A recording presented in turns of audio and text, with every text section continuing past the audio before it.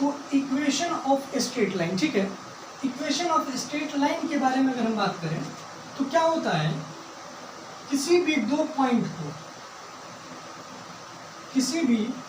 Point को मिलाने से एक स्ट्रेट लाइन बनता है।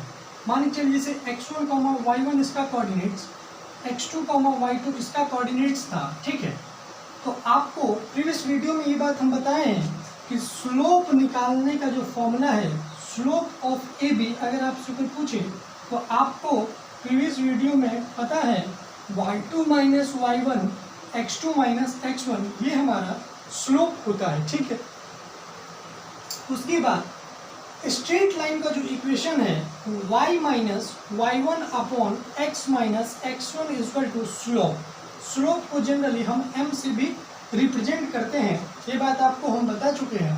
तो यहाँ से अगर ए बी का इक्वेशन अगर हम बात करें, जैसे आपको दो पॉइंट्स दिए हों, ए का कोऑर्डिनेट्स बी का कोऑर्डिनेट्स, आपको ए बी का अगर इक्वेशन निकालना है तो ये y माइनस y1 मीन्स ये y1, ठीक है। x जो जनरल होता है माइनस x1, तो x1 की जगह पे ये वाला x1 इक्वल टू स्लोप, ठीक है। ये होता है हमारा इक्वेशन। इसको हम ऐसे लिख सकते हैं कि y minus y1 equal to m into x minus x1, ठीक है। आप इस चीज़ को नोट कर ले कॉपी पे, और यहाँ वेरी वेरी इंपॉर्टेंट कंसेप्ट लिख ले, वेरी वेरी इंपॉर्टेंट। तो ये y minus y1 equal to m into x minus x1 है, ठीक है। जैसे एक हम इस पे प्रॉब्लम्स आपको करवा रहे हैं, जैसे देखिएगा,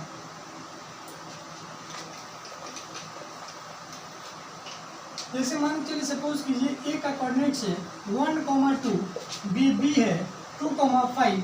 आपको पूछ रहा है कि find equation of A B, तो हम क्या करेंगे, डायरेक्ट y माइनस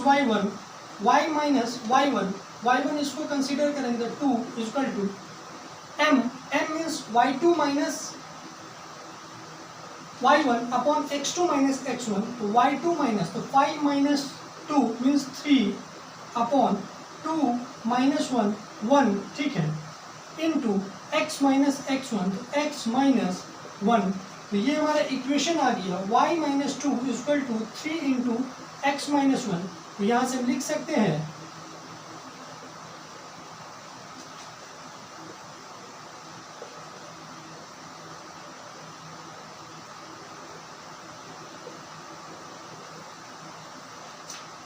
ये हमारा क्या है, इक्वेशन आया इसका ए बी का, ठीक है। तो इसी प्रकार से आपको 2 पॉइंट्स अगर गिवन हो तो आप किसी भी लाइन का इक्वेशन आसानी से फाइंड आउट कर सकते हैं, ठीक है। तो इसी कंसेप्ट का यूज करके जो कि हम आपको एक्स्ट्रा चीज़ के नाम पे देने वाले हैं, वो एक्स्ट्रा चीज़ वो है किसी भी ऑर्थो सेंटर और किसी भी सेंट्रॉइड का कोऑर्डिनेट्स हम फाइंड आउट करना सीख चुके थे, लेकिन सर्कम सेंटर का कोऑर्डिनेट्स बाकी था, जो कि सिलेबस में नहीं है। ये इंटरेस्टेड जो बच्चे हैं वो केवल इस वीडियो को देखें, ठीक है। तो यहाँ देखिएगा, जैसे कि ये ए बी सी, इसका कोऑर्डिनेट्स कुछ भी आपको गिवन है, इसका कोऑर्डिनेट्स गिवन है, इसका कोऑर्डिनेट्स आपको गिवन है। तो आपको फर्स्ट अगर पूछ रहा है कि find the ortho centre of triangle ABC, ठीक है। तो सॉरी, पहले हम सर्कम सेंटर कर लेते हैं।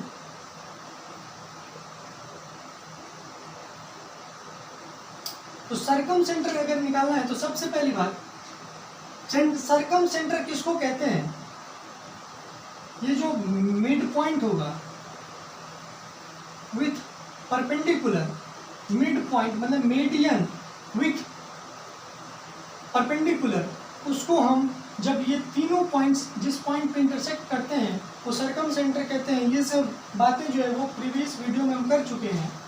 अब आपसे अगर इसका कोऑर्डिनेट्स अगर पूछे, जिसको हम सी से मान के चले रिप्रेजेंट कर रहे हैं, तो आप फाइंड आउट करने का कोशिश कीजिए। आपको ए बी सी का कोऑर्डिनेट्स पता है, तो मेरा बात सुनिएगा। स्टेप 1 उसका कैसे निकलेगा, फर्स्ट स्टेप आप इसके कोऑर्डिनेट्स को निकालिए, या फिर इसके कोऑर्डिनेट्स को निकालिए, या फिर इसके कोऑर्डिनेट्स को निकालिए। आसान तरीका ये है, चूँकि इस दोनों का ये मिड पॉइंट है, तो इससे आप इसका कोऑर्डिनेट्स निकाल सकते हैं। फिर इस दोनों को मदद से आप इसका निकाल सकते हैं या फिर इस दोनों की मदद से आप इसका निकाल सकते हैं। आप पे डिपेंड करता है, आप किसी का भी एक का निकाल लें, ठीक है, तो वो हमारा स्टेप 1 होगा। जब आप इसको निकालने के बाद, ठीक है, स्टेप 2 में आइएगा। ये स्टेप मायने रखता है, स्टेप को समझने की कोशिश कीजिएगा। तो स्टेप 2, जब आप इसका कोऑर्डिनेट्स फाइंड आउट कर लिए तो आपको अब ए बी का ए डी, मान के चलिए इसका नाम अगर डी रख दे तो ये हो गया ए डी। तो क्या इसका कोऑर्डिनेट्स और इसका कोऑर्डिनेट्स आपको पता है, तो क्या आप ए डी का इक्वेशन फाइंड आउट कर सकते हैं? जैसे अभी हम आपको ए बी का बताए हैं इस फॉर्मेट से, तो आपको सेकंड में क्या निकालना है, इक्वेशन ऑफ ए डी। ध्यान से सुनिएगा, जब आप ए डी का इक्वेशन फाइंड आउट कर लोगे उसके बाद, ठीक है, आप एक चीज और हम आपको इसके लिए बताना चाह रहे हैं कि स्लोप तो आपको पता है कि क्या होता है, y2 minus y1 upon x2 minus x1। एक चीज और आप इंपॉर्टेंट बात समझ लीजिए कि जब दो लाइन परपेंडिकुलर है, जैसे ये लाइन L1 है और ये लाइन L2 है, तो इस दोनों का जो स्लोप होगा उसका प्रोडक्ट -1 होगा। m1 into m2 equal to -1 है। ये बात अभी बस इतना समझना है कि जब दो लाइन परपेंडिकुलर होते हैं उनका स्लोप कितना होता है, -1 होता है, जो कि अभी इससे भी अच्छा चीज़ आपको सीखने को मिलेगा। लेकिन आपको अभी या इतना देखना है कि m1 into m2 equal to -1, इसका मतलब L1 L2 is perpendicular simply, ठीक है, इसका यूज आएगा, इसीलिए हम आपको बता रहे हैं। तो अब देखिएगा क्या है कि आप इसका इक्वेशन जो है वो आपको पता है, ठीक है, इसका इक्वेशन पता है, इसका इक्वेशन आपको पता है। दोनों को क्या कीजिए, सॉल्व कीजिए, इंटरसेक्शन निकलेगा। इंटरसेक्शन निकले के बाद ध्यान से सुनिएगा, इसका इंटरसेक्शन एक्स वाई का वैल्यू निकलने के बाद आप ये इसका भी इक्वेशन फाइंड आउट कीजिए। इस इक्वेशन में वैल्यू पुट अप कीजिए। अगर इक्वेशन को सेटिस्फाइड कर रहा है, अगर वैल्यू सेटिस्फाइड कर रहा है तो वो आपका सरकम सेंटर होगा, वो आपका सरकम सेंटर होगा। ये चीज़ आपको कंसेप्ट क्लैरिटी आ गया होगा।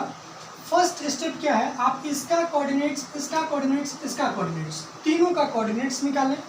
दूसरा स्टेप, आप इसका इक्वेशन को सॉल्व करें, ठीक है, equation of A D and equation of कुछ भी नाम है सी एम, तो equation of A D and C M के इक्वेशन को सॉल्व करें, उससे एक्स और वाई का वैल्यू फाइंड आउट होगा।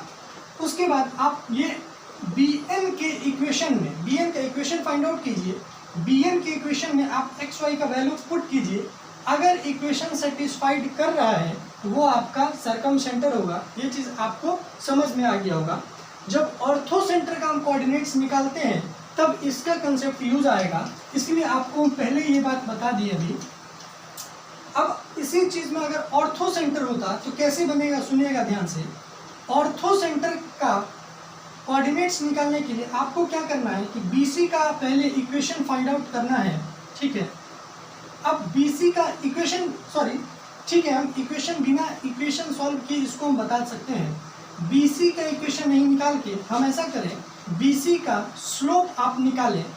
BC का स्लोप निकालने के बाद ऑर्थो सेंटर का तो ये परपेंडिकुलर होगा, तो इसका स्लोप और इसका स्लोप का प्रोडक्ट -1 होगा। इसका मतलब slope of BC into A D equal to -1। तो BC का स्लोप आपको पता है, वहाँ से AD का स्लोप आप निकाल लीजिए। जैसे AC का AD का आपको स्लोप पता है तो आपका x कोऑर्डिनेट y कोऑर्डिनेट पता है, स्लोप पता है, तो वहाँ से आप जो है वो इक्वेशन आ जाएगा AD का।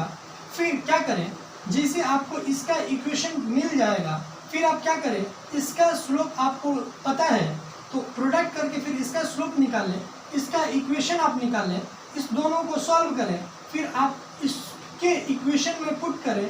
अगर इक्वेशन सेटिस्फाइड हो रहा है तो वो हमारा ऑर्थो सेंटर होगा। ये सब बातें जो हैं वो हम इसलिए एक्स्ट्रा चीज़ आपको बता दिए हैं कि अगर आप इंटरेस्टेड हैं तो आप इस चीज़ को कनेक्ट कीजिए, समझने की कोशिश कीजिए। और अगर आपको समझ में नहीं आया है तो खैर कोई ज़रूरत नहीं है इस चीज़ का अभी 10th के लिए। जब हो सकता है कि जब हम 11th का टॉपिक स्टार्ट करें तो इसको और बेहतर तरीक़ा से हम समझाने की कोशिश करेंगे, इसके ऊपर भी हम प्रॉब्लम्स करवाएंगे। तो अब हम ये चीज़ कह सकते हैं कि कोऑर्डिनेट ज्योमेट्री फॉर क्लास 9 और क्लास 10 का जो है पूरी तरह से संपन्न हो चुका है।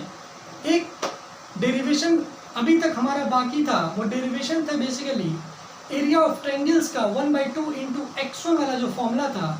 आप वो डेरिवेशन किसी भी बुक्स में से भी आप देख लें, क्योंकि उसको बताने के लिए हो सकता है कि एक वीडियो और लगे, तो ठीक है, होगा तो हम एक वीडियो नेक्स्ट वीडियो में उस चीज़ को डिराइव करके कर देंगे, ठीक है। तो अब हम ये चीज़ कह सकते हैं कि अब हमारा coordinates geometry for class 9th and 10th 100% complete है। अब आपका काम अगर पढ़ रहे हैं तो अच्छी बात है, मेरे वीडियो से एक भी बच्चा अगर पढ़ रहे हैं तो अच्छी बात है, और ये 1-2 बच्चे पढ़ते हैं ये तो हम जानते हैं, क्योंकि हमारा व्हाट्सएप तक प्रॉब्लम्स आ रहा है। तो आपसे नम्र निवेदन है कि आप इस वीडियो को देखें और कुछ सीखने का कोशिश करें, ठीक है। धन्यवाद। अब नेक्स्ट टॉपिक जो है वो हमारा होगा प्रोबेबिलिटी, जो कि बहुत ही इंटरेस्टिंग टॉपिक है मैथमेटिक्स का। तो कल से आपका प्रोबेबिलिटी का वीडियो आना हमारा स्टार्ट हो जाएगा। अब कल तक के लिए हम आपसे विदा लेना चाहते हैं, धन्यवाद। और प्रोबेबिलिटी जो कि इंटरेस्टिंग टॉपिक है, आप वहाँ से फिर नया वीडियो का इंतजार कीजिए, हमारा प्रोबेबिलिटी कल से आ रहा है। तो बहुत बहुत धन्यवाद, ठीक है, चलते हैं फिर, बाय।